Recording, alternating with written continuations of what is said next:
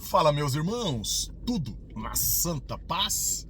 Comigo está ótimo, espero que esteja tudo bem com você. A pergunta é, como que você leva a sua vida? Tem pessoas que vai vivendo numa rotina que foi criada por ela mesma, mas algo que não é bom, é algo pesado, algo tenso. Sabe aquelas pessoas que são nervosas por natureza, mal educada por natureza? Essa pessoa não nasceu assim. Ela se tornou, mas ela foi influenciada pelo ambiente do qual ela vive. Sabia que nós somos influenciados o tempo todo por aquilo que nós queremos ser influenciados? Sabia disso, sim ou não? O aparelho tá caindo aqui. Nós somos. Vou dar um exemplo, claro. Qual a língua que você fala? E você fala assim, não, eu não sou influenciado por ninguém não, eu sou desse jeito mesmo. Tá, qual a língua que você fala? Você fala inglês? Não fala, né? Mas se você tivesse nascido nos Estados Unidos, você falaria inglês por quê? Por uma opção ou por uma influência que todos estão falando aquela língua? Se você hoje fala português é porque você mora no Brasil. Você não escolheu. Foi o ambiente que te escolheu. Certo? O ambiente que te escolheu. Se eu entendo isso eu estou só dando um exemplo aqui simples. Qual o ambiente que você tem frequentado? Você já percebeu que normalmente as pessoas... Eu fico percebendo carro. Todo mundo quer ter um carro. Quando eu era adolescente, isso eu tô falando em começo de 1990. Eu pus na minha cabeça, eu falei pra minha mãe, meu pai já era falecido. Eu falei pra minha mãe, por que meu pai nunca teve carro? Meu pai, ele morreu em 94. Uma perca assim que dói meu coração até nos dias de hoje. Eu tive a oportunidade de conviver com ele somente 15 anos.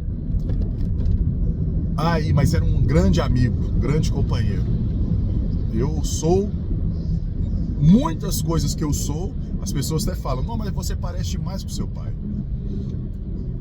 Olha só, eu falei pra minha mãe, por que meu pai nunca teve carro? Porque meu pai sempre trabalhou, sempre foi muito honesto, muito certinho com as coisas, mas nunca teve um carro. Naquela época não era o desejo, parece, do coração, não sei, não tinha tanta necessidade como tem nos dias de hoje, era outros tempos, ok. Mas só que já no meu coração, eu falava pra minha mãe, falei, mãe, eu quero ter um carro. Eu quero ter um carro. Quando eu tinha 16 anos, eu comecei a trabalhar em uma loja de móveis. Lá eu fazia tudo, limpava, entregava, fazia de tudo. Vendia e eu recebia meio salário mínimo. Desse meio salário mínimo, eu tinha que pagar o transporte e alimentação. Parece mentira, não é? Mas eu estava sendo enganado, porque hoje não existe isso mais. Beleza. Então, o que aconteceu? Eu falei pra minha mãe, eu queria ter um carro. Ela falou assim, você mora aqui em casa, você é um menino ainda. Como é que você vai ter um carro? Eu falei, mãe, a senhora pode me abençoar? Ela, posso, que jeito? A senhora pagar o meu almoço e o meu transporte? Andar de ônibus, né? Vale transporte. Ela falou, posso. Então eu vou pegar esse dinheiro. E eu lembro direitinho, era média de... Como se fosse naquela época. Vou dar um exemplo aqui, hipótese. Era R$300. E eu entrei em um consórcio de dinheiro, sabe aqueles entre amigos? Eu entrei em 2 consórcios, ou mesmo num mesmo consórcio com 2 cotas, de R$100 cada uma. Onde eu tive a oportunidade, olhando aqui o trânsito, eu tive a oportunidade de entrar nesses 2 consórcios quando eu tinha 16 anos. Ficou um ano e era 12 pessoas. Então quando eu recebi 1.200 de um e 1.200 do outro. Quando eu recebi. Então era 2.400. Estou falando em 95. Eu comprei, meu time ajudou. Assim, foi lá, escolheu. Eu comprei um Chevette 78, que é o ano que eu nasci. Eu comprei um Chevette 78, mas 78 não nos dias de hoje, um 78 na década de 90, que era um carrão. Comprei. E eu comprei o carro porque eu tinha um problema para ser resolvido. Qual que era o problema? Eu era menor de idade. E eu era o único que tinha um carro na família. Falando assim, parece que era fácil. Não, mas acordar cedo, se você não abrir mão do lazer, abrir mão de uma coisinha que você gostaria de ter, de sair com a turma, comprar um lanche.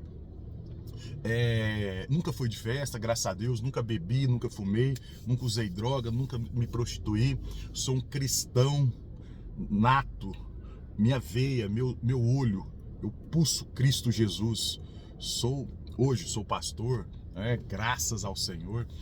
Temos um rebanho aí, responsabilidade gigante.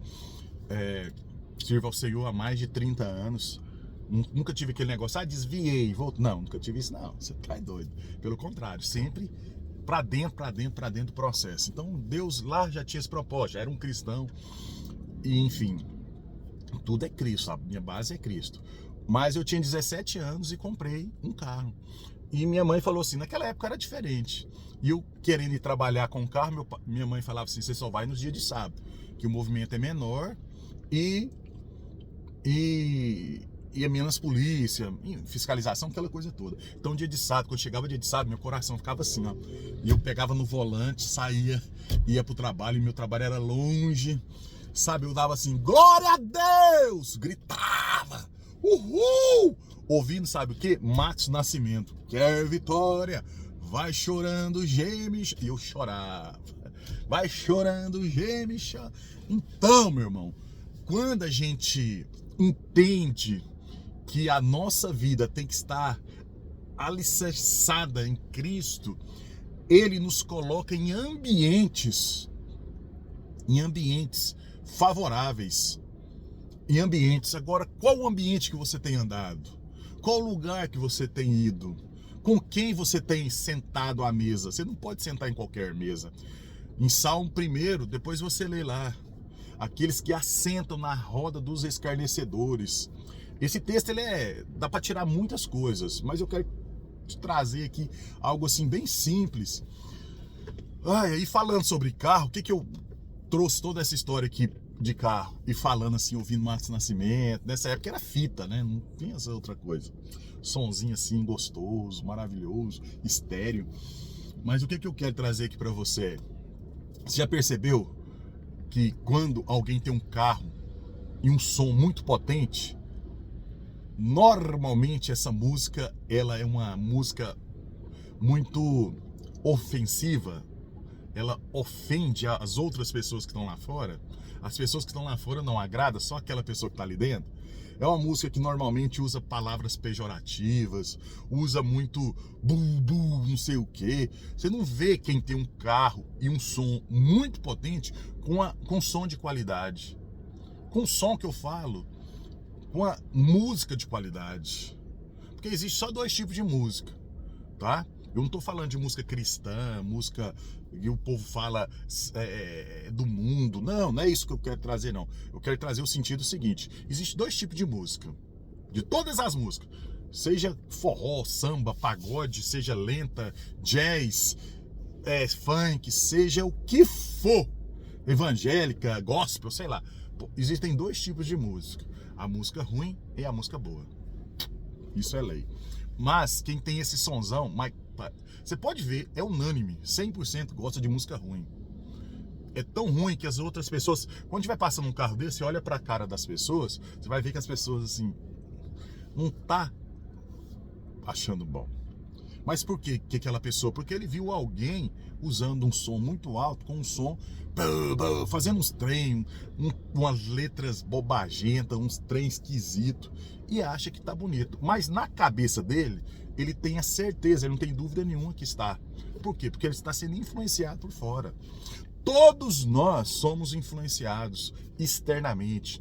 Aquilo que você considera hoje como verdade, aquilo que eu considero verdade, é porque alguém me falou e me convenceu que era verdade. Não foi eu que fiquei assim, nossa, isso é verdade, isso é mentira. Quando alguém te conta uma verdade, não, vou melhorar isso. Quando alguém te conta uma história, você pode ter ela como verdade ou como mentira.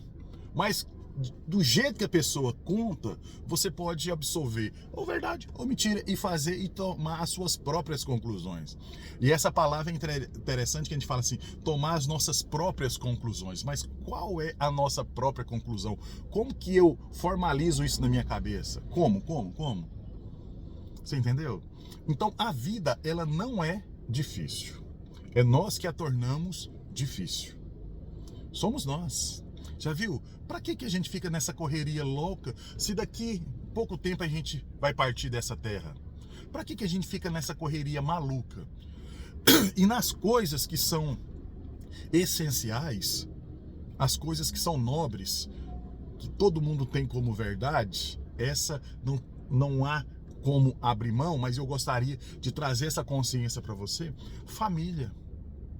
Família. Qual o tempo de qualidade que você tem dado para sua família?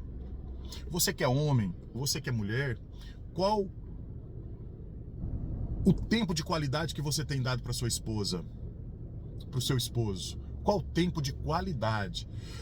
Qual a última vez que você olhou no olhinho dela assim, ou dele, passou a mão no rosto? Será que é naquela época que vocês namoravam? Hoje não dá mais tempo? Por quê? Porque você fez com que não desse mais esse tempo. Talvez se você hoje parar, olhar para sua esposa, passar a mão no rosto dela e falar assim no ouvido dela: meu amor, eu te amo. Eu não consigo viver sem você. Talvez ela vai dar um infarto. Porque você é uma pessoa estúpida. Você não tem esse tempo. Você é uma pessoa ignorante. Você é uma pessoa mal criada. Meu jeito é assim mesmo. Você não nasceu assim. Foi as circunstâncias, foi o meio do qual você convive que foi fazendo que você fosse assim. Presta atenção, é isso que eu quero que você entenda. Você não é assim. Você não... eu nasci assim. Você não nasceu assim. Você não vai em uma maternidade cheia de criancinha que acabou de nascer no dia de hoje. Tá lá, que tanto de bercinho, todo mundo já viu isso, não tem em filme, né? Se você não foi ainda presencialmente. Que tanto de criancinha. Você não vê criancinha louca, maluca, com maldade. Essa maldade, ela vai sendo gerada, ou a bondade, ela vai sendo gerada de acordo com as influências. Pega uma criança dessa, coloca ela em um ambiente totalmente desconstruído. Coloca ela numa família, por mais rica, milionária, trilionária, mas são pessoas violentas, bobagentas, sabe, sem princípio nenhum. Quem vai nascer essa criança? A chance dela ser isso, se ela não mudar uma consciência em um momento do qual eu estou falando com você, ela sempre vai ser o reflexo daquela pessoa, se ela não fugir daquele ambiente. Do mesmo jeito, se você pegar uma pessoa, pode ser pobrezinha, levar lá para aquele ambiente pobrezinho, lá para aquela roça, fazenda, não sei, favela, seja qual for o ambiente, periferia, mas é uma família, tem lá o irmão, o pai, a mãe, as tias, as avó, aquele povo bacana, carismático, fala baixo, educado, ajuda todo mundo, pessoas que sentam na mesa para comer, olha para o outro o tempo todo, um aconselhando o outro, falando eu te amo, eu gosto de você, sabe, aquele momento de mesa gostoso, orando, buscando ao Senhor. Aquela criança com certeza vai ser outra, se ela no final não desviar essa consciência, você entendeu? Então a nossa influência externa faz com quem nós somos. Agora eu te pergunto, o que você é aí na sua casa? Quem é você aí na sua casa? Quem tem trazido uma consciência, uma ideia na sua mente, no seu coração?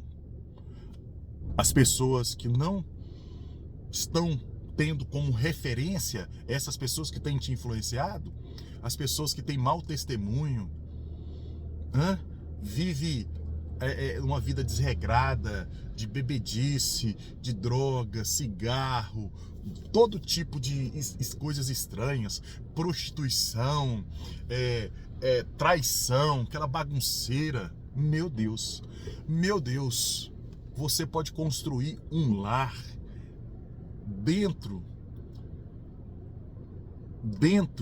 de uns princípios que com certeza pode trazer benefício para você, meu irmão.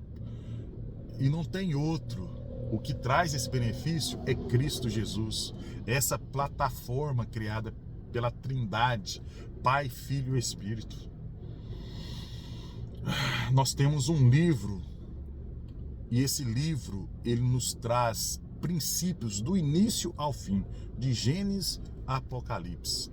Qual a última vez que você leu um dos 66 livros que consta na Bíblia? Eu não sabia, a Bíblia tem 66 livros? Tem. Escolha um. Se você quiser que eu te aconselhe para você ler um, eu vou te passar 2 livros. Primeiro, leia Salomão. O que Salomão escreveu? O livro de Provérbios. Provérbios é 31 capítulos. Faça a prova com o Senhor. Tire um tempo com Ele. Leia um capítulo do livro de Provérbios por dia durante um mês. De 31 dias, você encerra. Mas faz aquela leitura sem aquelas interferências, concentrado, prestando atenção em cada frase. Às vezes você tem até uma caneta e vai anotando. Busca aí no seu celular um aplicativo da Bíblia. Leia Provérbios. Aí eu falei para você que eu ia te passar um outro livro. Leia. Tem lá no finalzinho da Bíblia, se você for lá em Gênesis para trás, uma Bíblia física, você vai ver que se você for lá em Apocalipse e voltando, tem 3 livros que é um só, que é o livro de João. A gente chama Joãozinho, que é o João 1, 2 e 3. É 2, 3 folhas só cada livro desse, que são 3, né, em um, que é João 1, João 2 e João 3, certo? Tá lá no finalzinho da Bíblia. Leia e você vai sentir abraçado, vai sentir amado. Lá usa um termo assim tão lindo, o Senhor remetendo a nós como filhinhos amados. E esse é o que nós somos, filhos amados. A nossa relação com Deus é maravilhosa, mas quando a gente tem uma consciência que além de Deus, Ele nos fez como filho, então a minha relação com Ele agora é de filho e pai. Então Ele passa a ser o meu pai. Lembra você? Quando Jesus foi questionado ao longo da vida dele pelos discípulos e por aquelas pessoas que o acompanhavam, como que o Senhor ora e as coisas funcionam, como que o Senhor tem essa vida fantástica, essa vida de testemunho, mesmo vivendo um desafio muito grande aqui na terra. O Senhor é uma pessoa idônea, o Senhor é uma pessoa alegre, o Senhor é uma pessoa com o coração cheio de esperança, de amor. O Senhor conversa com quem, como funciona, ensina a gente a orar. Onde ele foi lá para o monte, e nesse momento, ele falou o seguinte: eu vou ensinar vocês a orarem. E nesse momento, ele falou: Pai nosso, que estais no céu, santificado seja, não o meu, mas o teu nome, assim na terra como no céu. O pão nosso de cada dia nos dai hoje. Ou seja, viver o agora e não ficar ansioso, tenso, nervoso pelo amanhã. Que nos dai hoje. Me perdoa, porque eu sou pecador. Perdoe todas as minhas falhas. Pedir perdão, perdoe-me. Quando a gente percebe Jesus nesse lugar de fala, Jesus não tinha pecado, mas estava usando ali a expressão de um filho, que o filho olhando para você, nenenzinho, sem nenhum tipo de maldade: pai, me perdoa. Você olha para o seu filho: que é isso, meu filho? Como que eu vou te perdoar? Você já está perdoado. Mas o coração de Jesus foi esse: perdoe-me os meus erros, as minhas falhas, as minhas transgressões. Não me deixe cair. Lembra do anjo caído? Não me deixe cair em tentação. As tentações, elas estão aí em nossa volta o tempo todo.